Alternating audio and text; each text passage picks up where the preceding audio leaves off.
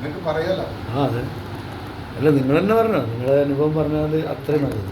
ഇല്ല, എനിക്ക് കൈ തൂക്കിയിട്ട് കുടിക്കാൻ പറ്റില്ലല്ലോ. ഞാൻ ഇങ്ങനെ രണ്ട് കൈയിൻ്റെ ഈ കൈയിൻ്റെ സപ്പോർട്ടിലാണ് ഇങ്ങനെ കുടിക്കാറ് വെള്ളം. ആ, പക്ഷെ ഇപ്പൊ ഇത് ഇട്ടപ്പോൾ പെട്ടെന്ന് തന്നെ ഇത് കാണുന്നില്ലേ? ആ, അതല്ലേ എഫക്റ്റ് ഉണ്ട്, വാങ്ങിക്കാം, പെട്ടെന്ന് തന്നെ എഫക്റ്റ് ആവും.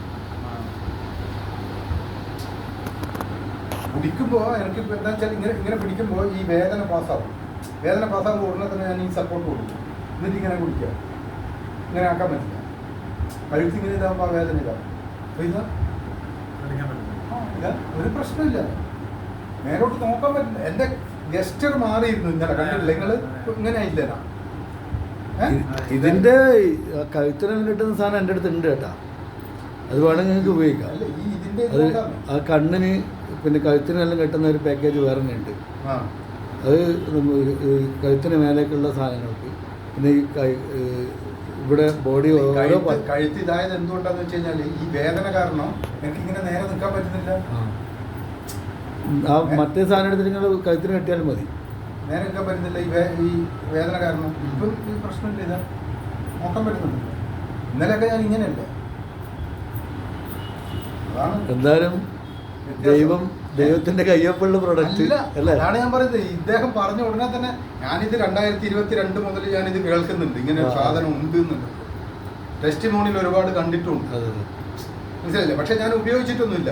അപ്പൊ ഇങ്ങനെ മനസ്സിൽ കരുതും വാങ്ങണം, ആരെങ്കിലും ഇതാണെങ്കിൽ വാങ്ങാം. പക്ഷെ ആരും സീരിയസ് ആയിട്ട് അപ്രോച്ച് ചെയ്തിട്ടില്ല. അപ്പൊ മിന്നാന്ന് ഇപ്പൊ മൂപ്പര് ഞാനൊരു പ്രൊഡക്റ്റ് വാങ്ങുന്നുണ്ട്, അത് ഞാൻ വന്നിട്ട് പറയാം നമുക്ക് ഇങ്ങനെ.